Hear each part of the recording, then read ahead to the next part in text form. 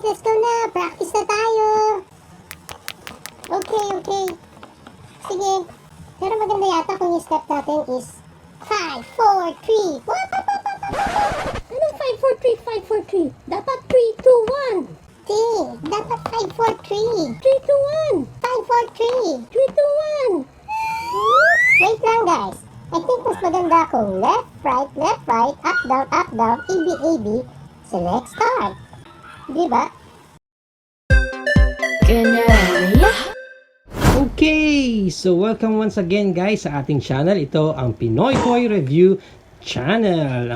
Ang channel na kung saan nire-review natin ang mga iba't ibang klaseng toy na nakikita natin sa market. And again, before tayo pumunta sa ating toy na re-reviewin, huwag mong kalimutan na i-like itong video na ito, mag-subscribe ka, and sayawin mo na rin yung bell button na yan para ma-remind ka sa mga susunod pa nating toys na re-reviewin. Now, with all that, let's 3, 2, 1. Blackpink in your area. Okay guys, so ito ang ating toys na re-reviewin right now. Ito ang ating Blackpink minifigure chibi set. Okay? So set ito ng mga Blackpink na toys. Okay? So again, pag binili mo itong toys na to, ganyan ang klase ng packaging na meron siya. So mga nakasupot lang ulit siya.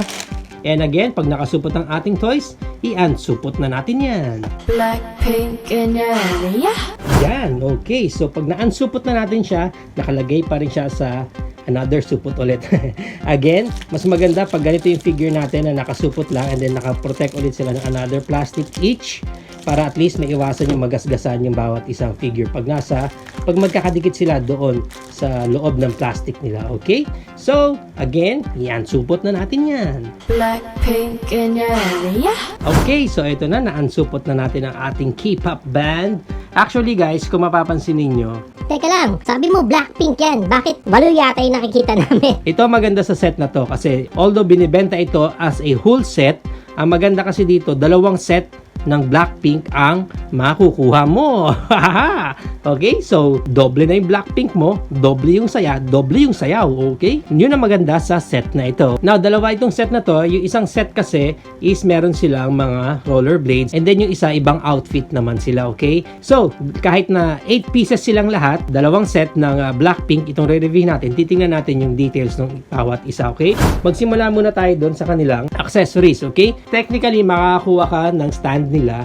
Ito, okay? Ito yung itsura ng stand. Bawat isa. Again, walang fancy design or anything. Just a simple stand lang. Merong peg doon. Doon mo ilalagay pag itatayo mo na sila. Okay? Now, ang medyo funny sa aking copy, lahat sila dapat merong stand. But, itong isa, kung mapapansin nyo, wala siyang bilog dito sa baba. I don't know kung sa akin lang. I don't know kung copy ko lang yung ganito or sadyang kulang talaga ng stand yung isa. Pero I think malaki ang paniniwala ko na kulang ng stand yung nakuha kong copy. Okay? So kung bibili nyo siguro itong set na to sa market, ask nyo yung seller na napagbilan nyo kung kumpleto ba yung stand nila. Kasi itong sa akin, nakuha ko kulang ng stand. Okay? Kulang ng isa. So baka magtampo yung isa and mag-disband sila, wala tayong Blackpink, diba? Malungkot yun, okay? And meron pang isang magandang accessories dito. Ito ay yung kanyang visor. Yan, yung kanyang visor. Okay? So, although 8 pieces ng Blackpink ang nakikita nyo, itong isang accessories lang ang meron tayo ngayon. Okay? Isang accessories lang ang naka-include para siguro sa isang character. Mamaya check natin kung ito bang nag-iisang visor na to pwede natin ilagay sa kahit kaninong character. Sana ginawang face shield, ano? Anyway, bago pala natin tingnan yung mga details ng bawat Blackpink member natin dito, disclaimer lang ulit, again, hindi ako familiar talaga sa universe ng K-pop, okay? Alam ko lang, merong Blackpink, alam ko rin na magaling silang sumaya, alam ko rin na magaganda ang members nila dito, and alam ko rin na may mga kaibigan ako na lalaki na mga Blackpink lover din sila, okay? No judgment, of course. Syempre, kanya-kanyang trip yan. Pero, yun lang, disclaimer lang, kasi hindi ko talaga alam yung mga names ng bawat isa. Hindi ko rin kilala yung face nila. Pero magpo-focus tayo mainly kung ano ba yung details ng toys na hawak natin ngayon. Okay? So, ayun lang. Moving forward. tingnan na natin yung details ng bawat isang member ng Blackpink. Okay, yan. Let's start on this one. Guys, if you think nakikilala nyo itong Blackpink member natin dito, comment down kayo, okay? Comment down nyo naman kung anong pangalan niya. Ayan, naka-peace sign siya. Peace sign. Naka-peace sign siya. Ayan, okay. Yung hair niya, naka-ponytail with earrings. Maganda yung detail sa hair. Okay, yung eyes niya, maganda. Anime eyes, chibi eyes. Okay, chibi eyes. Ayan. Hindi, meron pa siyang stockings. Ito yung rollerblades niya. Medyo pinkish, dark pink eh. Sa ilalim, dun yung lagayan ng peg para mamaya sa stand niya. Ayan, okay. Yan ang details niya. Tingnan natin yung second member ng ating Blackpink rollerblades version. This one, okay. Ito yata yung pinakasikat sa kanila eh. Okay guys, comment down if you know or nakikilala nyo itong member ng Blackpink natin. BP, blood pressure. Ay, hindi. Blackpink pala, Blackpink. Okay. And then, medyo nakahawak siya sa hair. Nakadikit yung hands niya dun sa hair niya. Okay. Nakadikit yan. Yan. Yung hands niya na yan, nakadikit dun sa hair niya. So, hindi niyo yan matatanggal ha. Huwag niyong pilitin kasi baka masira lang. Sayang naman. Okay, may heart yung kanyang hat. Yung hair niya, wow. Meron pang naka-gradient yung kulay ng hair niya. Okay. Then, wearing her shorts. And then, pink yung kanyang rollerblades. Yan. Yan yung details niya. Ganda rin sa eyes. Okay, tingnan naman natin ngayon yung pang third na member natin na naka-roller skates. Okay guys, so if you think kilala nyo siya, comment down yung ating pangatlong member. Letter L, yung t-shirt niya. Then, may mga clip siya sa hair. Oh, yung tali ng buhok niya, naka-Chun-Li mode. Chun-Li. Okay, yan. Then, ayan. So, kita nyo, no? Parang medyo may orange siya doon. I think it's a sobrang plastic. Tinatry ko siyang tanggalin, pero sobrang tigas niya na. Mukhang sobrang plastic siya na hindi natanggal hanggang sa natuyo na. And then, naging permanent na siya doon. Obvious na factory defect. And then, orange yung kanyang rollerblades. And belt. And okay? Next. Ito, this one yung walang stand. Kasi dun sa mga separate plastic nila, meron sila kanya-kanyang stand. This one, wala siyang stand. Okay? Yung ating fourth member. Comment down guys kung kilala nyo itong member natin. Na ito, okay? Meron siyang cap. Maganda yung yung color, yung gradient color ng kanyang hair. Na greeny. Okay? Yan yung kanyang outfit, yung eyes. And light blue yung kanyang rollerblades. Okay? Itong nasa likod, yan, pag may mga ganyang sobrang plastic guys, yan, madali pang gawa ng paraan yan. Kasi pwede nyo i-cutter na lang yan. Or, kung wala kayong cutter, pwede nyo i-nail cutter na lang yan. Madali lang tanggalin yan, yung mga sobrang mold na ganyan. And of course, siguro mas maganda itong rollerblade set natin. Try na natin silang ilagay sa kanyang mga stand. Para makita natin yung itsura nila. One.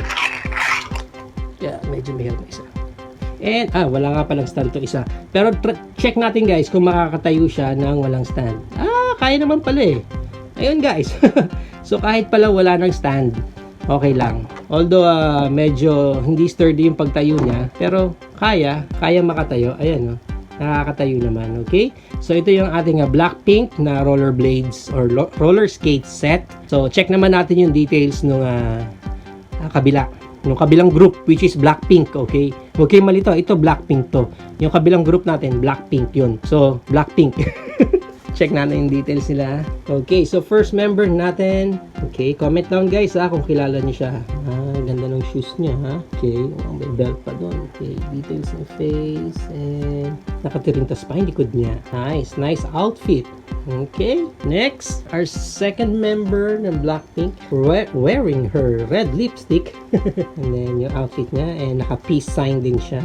This time hindi naman nakadikit yung hands niya dun sa buhok. And then yung shoes niya sa likod. Okay, so wala na siyang highlight dito. Okay, next, ang ating pangatlong member ng Blackpink, which is black lang yung kanyang hair. Ito ang kanyang detail. Wearing her red lipstick also. And a kind of dark blue kilay. Okay guys, comment down kung kilala nyo itong member na to. Nasuot na ba nila yung mga ganitong outfit nila? Not sure eh. Half lang. Half lang yung suot niya ng jacket. Yan. Okay, next, fourth member of our Blackpink. Yan. Yan ang kanyang. Okay, yung outfit naman niya. Although, kung mapapansin nyo dito guys sa camera, parang may kulang sa paint niya, no? I think hindi lang nakulayan yung loob ng black. Supposed to be dapat may black pa yung line na yan pababa. Yan, pero hindi na siya yata siya nakulayan. So ang magiging effect niyan, kasi medyo nasa gilid na nasa gilid na part, so medyo hindi na siya nakulayan. Ang magiging effect talaga niya, pag tingnan mo siya sa malayuan, parang may kulang na paint. So dito sa kabila kasi, until dun sa gilid niya, parang may paint pa, so hindi halata. But this one kasi sa kabila, medyo halata Hindi naman siya part na accessories or parang may suspender siya or belt something. Basta ganun siya, okay? Medyo may kulang na part dun sa paint niya, okay? Ang maganda lang dito sa figure na to, ito yung sinasabi ko sa inyo kanina na meron tayong visor. So, nung tinanggal natin kasi siya kanina, sa kanya nakasama yung visor na to. So, check natin pag sa kanya naka-fit. Oh, nice! Yung pala yun. So, meron siyang visor or eyeglass or shades sa kanya pala. Okay? Bagay naman pala. Sana meron may konting kulay. Hindi lang siya basta transparent. I don't know. Baka may mga music video sila na transparent pala yung suot niya. Okay? Pero sa akin lang, parang mas okay yata kung medyo pinkish or may ibang kulay pa ng konti yung visor niya. Now, ngayon, check natin itong visor na to kung kakasya siya sa ibang members din. Okay? Parang hindi, guys. Parang hindi siya sakto sa kanya. Pwede kung ipipilit mo, kung isusuot mo siya ng pilit, pero natatanggal So, hindi bagay sa kanya. Hindi para sa kanya. Try natin dito sa second member natin kung mailalagay din natin itong visor na to. Parang hindi rin, guys. Okay, guys. So, hindi nag-fit. Technically kasi, dapat meron siyang parang hole dyan sa gilid na doon mo ilalagay. Doon siya mag-fit para hindi malaglag yung salamin. Ayun, pwede. Pwede siya Pag pinilit mo, pag medyo siniksik mo siya, so kakasya siya, pero mabilis matanggal. Not like this one sa fourth member natin. Ayan, Kaya pala sabi ko parang medyo kalbo yung dating ng gilid niya. Yun pala yung purpose nun. Kasi dun mo iipit yung kanyang visor yan. Dun mo siya iipit sa gilid na yun. Okay, ganun din dito sa kabila. Ayan, so pag naipit mo na siya dun, okay, so mas secure lang sa kanya. So, para sa kanya talaga yung visor na yan. Okay? Now, ilagay na natin itong sa second Blackpink batch natin sa kanya-kanya mga stand. Ayan! So, ito na ang ating 8-in-1 set Blackpink figure chibi. So, again, dalawang set ng Blackpink ang makukuha mo pag binili mo itong set ng toy na ito. Okay?